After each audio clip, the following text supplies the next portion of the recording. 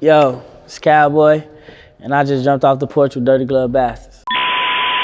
Hey, I'm just tryna vibe, so I'm rolling up. We was living way too fast, we ain't know enough. Might have to get up.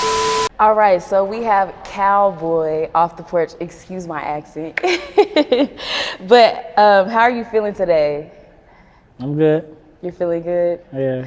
So, I hate to bring this up, but I've been wanting to talk about him. So with the recent passing of DMX, what was your initial thought when you heard the news? I thought it was fake. I thought it was fake at first. But I was in the house with my manager, and his mom is like a huge DMX fan because they from New York and all that. She called crying, and we knew it was real then. It was a shock, you know what I'm saying? Because DMX was one of my big inspirations, you know what I'm saying? After Tupac, so it's like, yeah, it's sad, you know. That was so crazy to me because, like, I feel like he was just one of those that, like, you cannot ever compare him to anybody else. Like, when he talks, you are quiet because he has so much wisdom and, like, knowledge coming out his mouth. Yeah.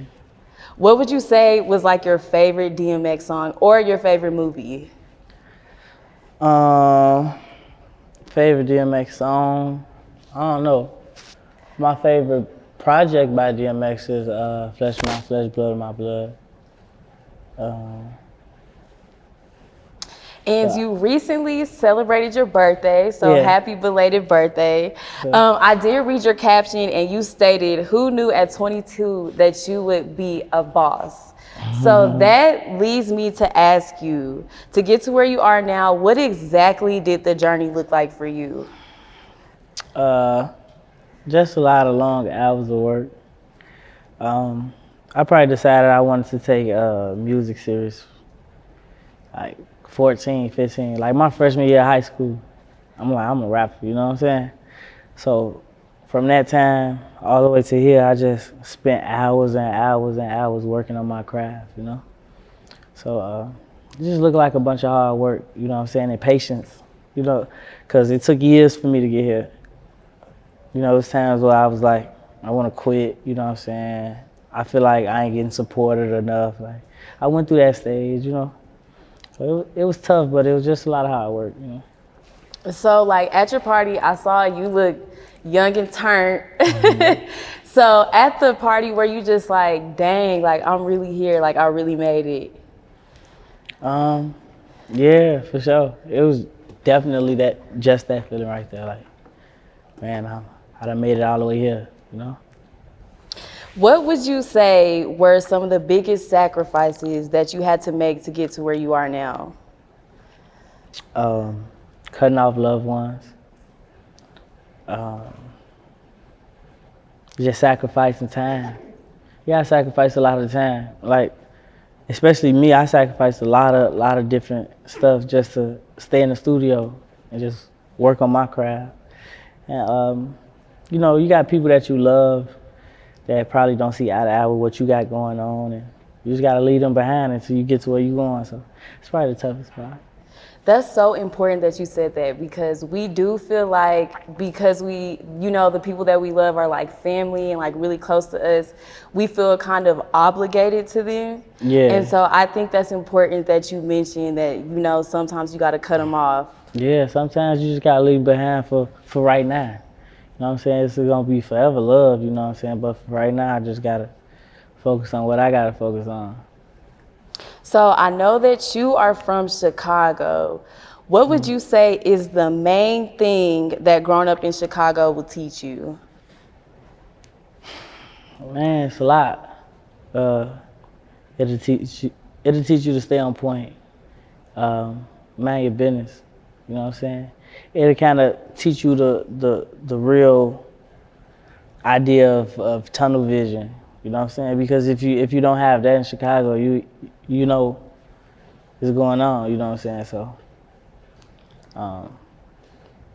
it just taught me to be sharp real quick. You know what I'm saying? So in Chicago, in the streets of Chicago, you grow up fast. You know what I'm saying? You gotta provide for your family early. You gotta, get outside early, and with that comes a little bit more experience, you know what I'm saying? Just sitting there, just going through it day by day. So you get sharper, you get stay on your toes, you know, that type of stuff.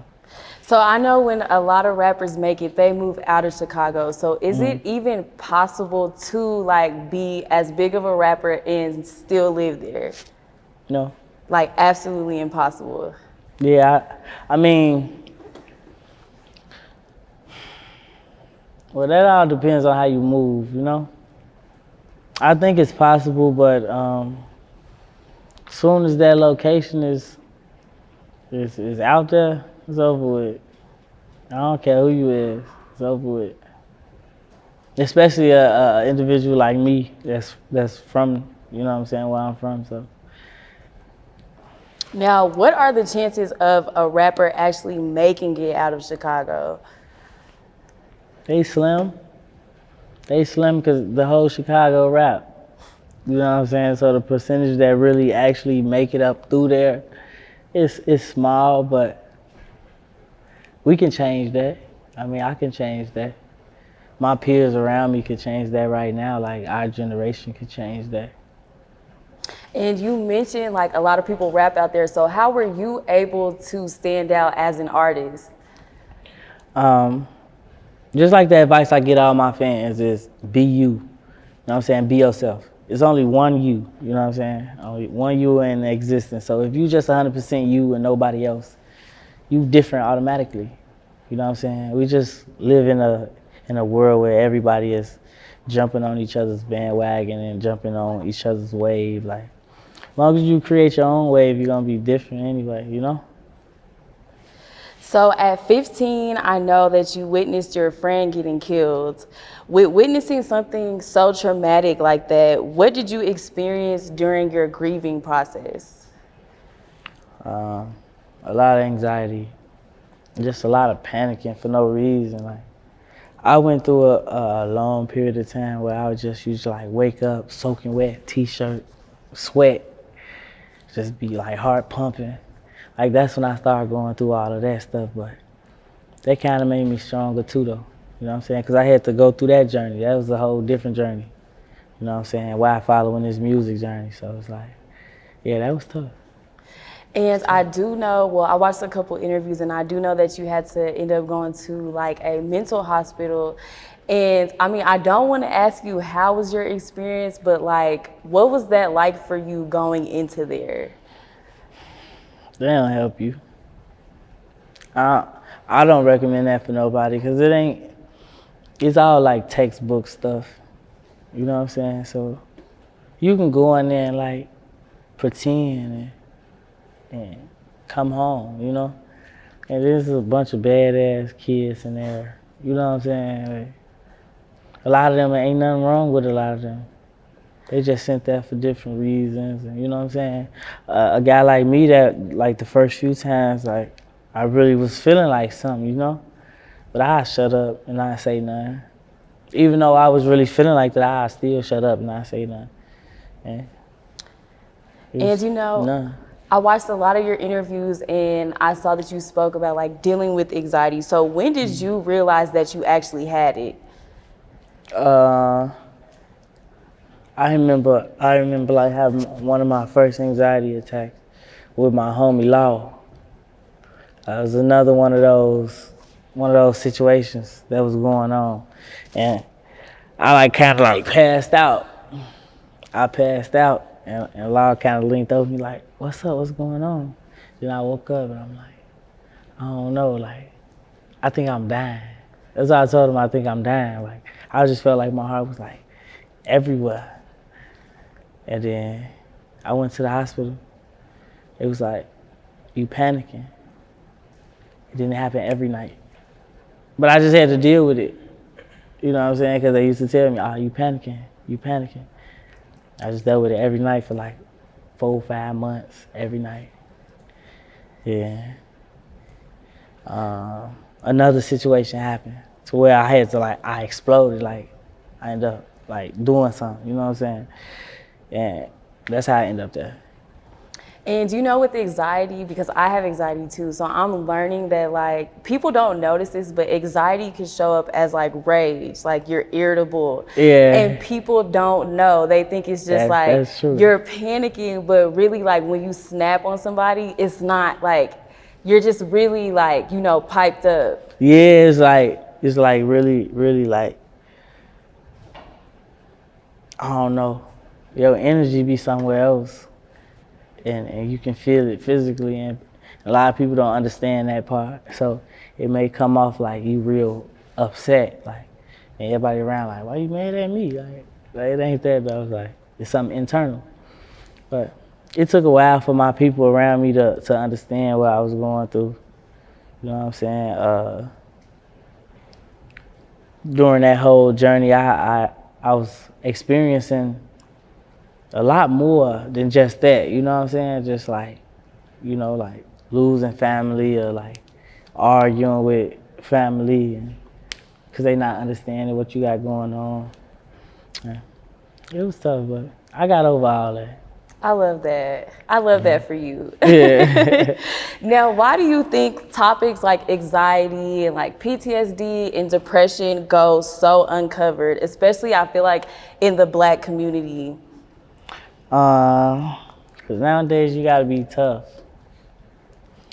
And we live in like this social media type of time, you know what I'm saying? Everything is social media, and everybody has to look perfect. You know what I'm saying? Everybody gotta look flawless. I never understood that because, you know what I'm saying, we human in real life, but I think that's what it is. Like, a lot of people is just an ego thing, and some people just scared to be judged, you know? Now, with your mental health, how are you able to cope? Because I know sometimes with dealing with mental health, you can get really trapped in your head. So how do you pull through that? I make music. You know, that's why I'm able to make so many songs. Like, I always tell my homies be like, bro, you don't ever stop rapping. Like, you know, when I start recording, like, I might do 10, 12 songs in one session. They like, bro, you don't ever stop rapping. Like, you rap all day. It's like, because I got so much in my head. Now, if I never said no words or I never created no music, I'd probably be bottled up, frustrated too, you know? But I just let it out. Like, I literally go in the booth, be screaming, like, tweaking out there, what's up? Like, I'm just letting out all my energy right now, you know? And of course, I did a little lurking on your Twitter, and I saw that you said you were happy as fuck, but you said as if. Yeah. What's the happiness that you've been creating for yourself, and what has been bringing you peace lately? Just getting back to the old me, you know? I tried a lot of new things coming into the industry that I've never done before. But now I'm back to like just staying to my roots, you know what I'm saying? Sticking to what I know. Like, I ain't trying nothing new. I'm just becoming like the perfect Cal again, you know? So yeah, I feel good. That's awesome. Would you say you've been trying like new approaches to like, you know, create that happiness for yourself? Old approaches. Things that used to make me happy that I forgot about. You know what would you say are some of those things? Creating. When I was a shorty, I used to draw, like paint and all that. Like, I'm back to that heavy, you know, like, and I'm writing a book right now. Got me in my zone too, you know. Oh my God, can you give us a little scoop on the book? Or It ain't about me. I'll tell you that much. It ain't about me. It's like I created something, you know. I'm always creating something. So I created another world, you know what I'm saying, another atmosphere. I think people will feel it too. It's crazy. So with this book, what genre would you say it would fit in? Like the urban fiction, nonfiction, fictional? It's definitely a fiction joint. It's like a sci-fi. Ooh, I love that. Yeah, it's something close to that. Yeah, I don't really know. I just be writing. I just just write. And it's coming together though, it's different. Okay, so when can we expect for this book to come out? The end of this year. I've End been of this talking year? about it for like a year already. It's almost done, It's almost done. So by the end of this year, maybe like Halloween or something. Oh yeah, we definitely got to get the book. Yeah, it's going up though, for sure. And early 2019, you started your company Paper Gang with your mom. One, I want to know, how was it going into business with your mom? My mom's never did nothing on the business side. That's just, that was just like cushion for me. You know what I'm saying? Just to give my OG a percentage of my company, because like, I know she ain't got no ill intentions. You know what I'm saying? I know she pure. Like, so 25% of whatever I got going on go straight to mom's. I know she got it. It's put up and it's good, That was the whole reason I did that.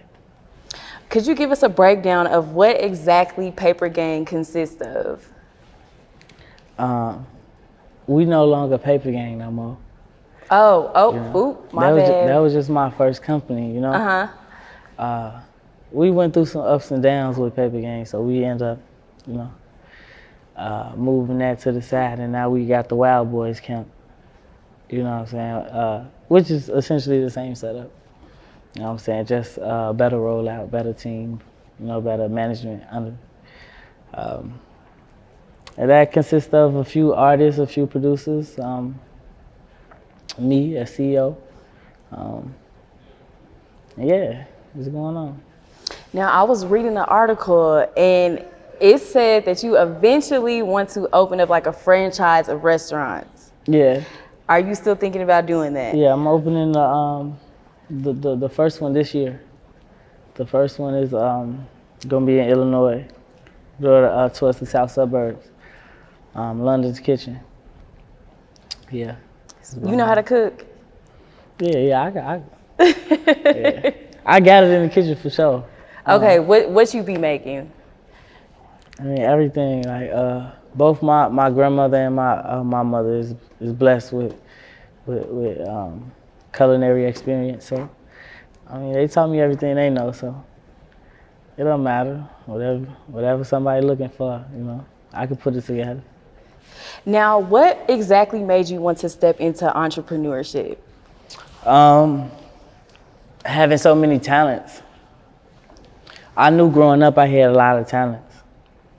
And I knew I didn't want to work for nobody, so I had to figure out how to turn my talents into currency. You know what I'm saying? So I got to thinking about like, okay, what kind of companies could I open? What could I sell? You know what I'm saying? Like all that type of stuff. Now, what are some things that you feel people misconstrued when it comes to owning your own company? It ain't just a walk in the park. You know what I'm saying? Everybody just be like, oh yeah, I'm gonna invest over here and I'm gonna make my money back times two, and it's it's ups and downs to everything. You know what I'm saying? So, starting a business and starting a company and getting it rolling might take some time. You know what I'm saying? It might take you to bump your head 2-3 times before you get it right. You know what I'm saying? You gotta stick with it. Like, that's it. Now, I want to ask you, how do you feel about the current state of rap? I don't pay no man no more.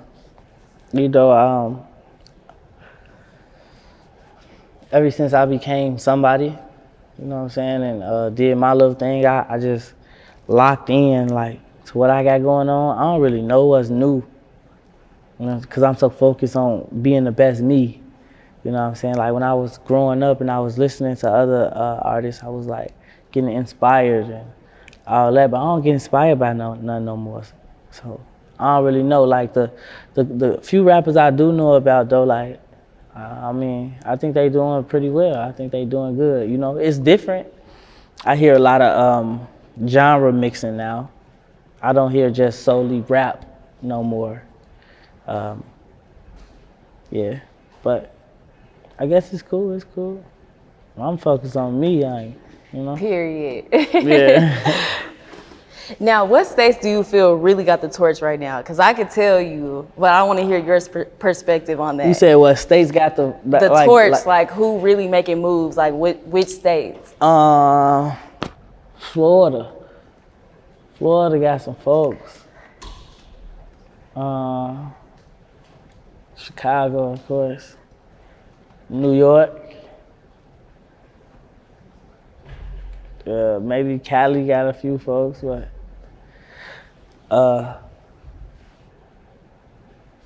Florida, Illinois, New York. Yeah. So I was watching another interview, not yours, but a different artist, and they stated that rappers should have security around them. What is your perspective on that? 100%. 100%. I don't care how gangster you is. We just got so much dependent on us now, you know what I'm saying? We got so much like on our shoulders now. It's like we can't be the same individuals we used to be in the streets. You know what I'm saying? Like it's different. Like when I used to go to mom's crib, you know what I'm saying? Like mom's at my crib. You know what I'm saying? I gotta make sure that stay up and that maintain, you know what I'm saying? So I can't do nothing to one of these niggas, they play with me. You know what I'm saying? I'm gonna pay him to do it. And that's what's going on. And I think that's the right way that rappers should move. You know what I'm saying? It ain't about proving yourself. You know what's going on. You got your name from something. You know? That's it. And I definitely agree because, I mean, you just never know how different cities move. So it's like just because you can do that in one city, you can't go to another city and think that you can do the same thing. Yeah, for sure. I mean, it's real play to say no security with me, but at the end of the day, them folks run up on you and you do something to one of them. Now, you gotta deal with that. When you ain't have to deal with that in the first place if you just pay folks a couple dollars. And, you know, that's still gangster to me. Now, coming from the streets into the industry politics, how are you able to not take certain things personal? Experience, man. Experience. I've been in the industry a couple years now, you know, and working with the big dogs and all of that, and everything ain't what it seemed to be, you know. People ain't what they seem to be, but once you in and you start meeting these individuals, you start seeing it, you know. So that just come with experience and learning, you know what I'm saying. Then you stay to yourself after that. Now, getting into your music, first off, I want to touch on Envy Me. So I'm from Dallas, right? Mm-hmm. Basically, when that song came on in the club, like everybody was going crazy. Like that was the song to pop the party off. Mm-hmm. Coming in as a new artist, did you think it was going to blow up like it did? No. That's one of the biggest songs to come out. I ain't know. I was just doing my thing, you know what I'm saying? I know I was dedicated. I know I was focused, you know. I told moms, like, I'm finna go out to Cali. I ain't coming home. She like, well, you gonna stay? It don't matter. Like, we outside, you know? And I'm gonna come home with something. And I came home with that, but I ain't know it was gonna grow to be so big, you know? I ain't gonna sit here and tell you I did, you know? But. Now, was that song a freestyle? All my songs freestyle. I could tell because it's just like, I'm with the gang, I'm with the mob. What was you thinking? Like, that definitely, I could tell that you was like really feeling it. You was like, fuck it, like I'm just gonna go off on the beat. Yeah, for sure. Now, when Envy Me did blow up, a lot of people did remixes to it. How did you feel about that? You know, that's what artists do when you got one of the hottest songs in the world. You know what I'm saying? They doing the Coi Leray right now, cause she got the hot song. They doing the Back in Blood, cause that's hot. Like they do that, so I understood. You know what I'm saying? I ain't tripping. I felt like some of them shits was weak. Like, nah, this a Calboy song. You gotta come like, you know, with some. But I heard some of them was hard for sure. I just knew I was on top then when I seen everybody like remixing the songs. I still see other remixes of my other songs. I be like, okay, they feeling that. Now, your recent single, Miseducation with Lil Wayne, how did that track come about for you? I had already recorded that song like months ago, you know what I'm saying? But Wayne had reached out to me and I ain't see it for a long time. And then I seen it. I replied to him. We exchanged numbers, got on FaceTime, talked. And then he like, send me something open. Then I sent him that song because I heard him on it. I wanted something like Wayne could actually rap on, you know what I'm saying? So I went to like a real hip-hoppy song. And I sent it to him. He sent it back like an hour. And that was that. Now, what exactly was the inspiration behind this song? I was just, you know, the inspiration comes from the Miseducation of Lauryn Hill, you know, but I was in a vibe, like I was in like a, I don't know what type of vibe I was in. I was just going through something, you feel me? I lost a homie. One of my other homies got locked up. And I just felt like they was for pointless reasons, you know what I'm saying? So that's where the whole Miseducation situation comes from. Yeah.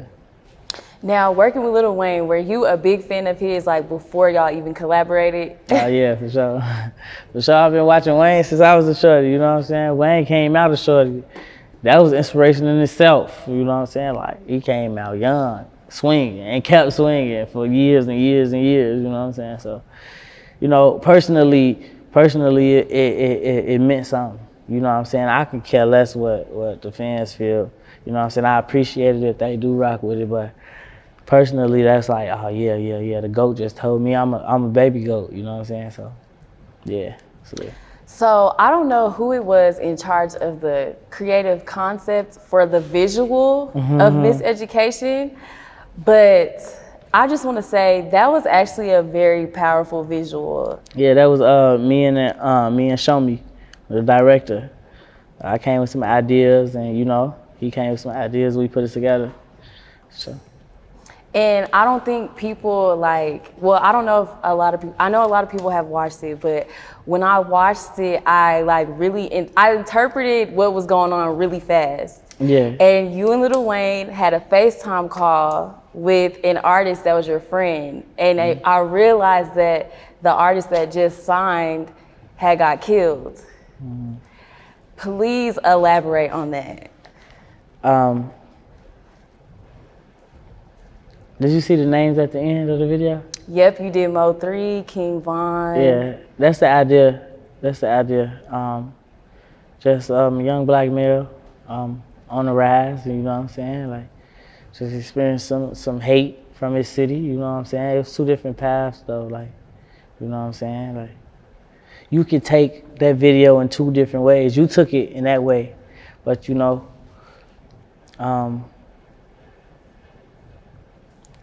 really, if you notice, like the clothing from when the individual got shot was when he ain't have nothing. You know what I'm saying? So in another light, he could have overcome that shot and signed afterwards. You know what I'm saying? But it depends on how you look at it. Yeah, just a bunch of young males just trying to elevate in the music industry, and that's what happens sometimes, you know. I like that. You did what you had to do. So can we expect you to be the creative director of like all of your visuals? My next few is me for sure. My next few is all me. You know, like 100% me. I ain't take no inputs from nobody. I'm just like, yo, this how we gonna do it, and we gonna do it this way. And you gonna see it's gonna be different. It's gonna be real. It's gonna be authentic. You gonna see like it's there. You also have an album coming up. It's on the way. How will this one differ from Long Live Kings?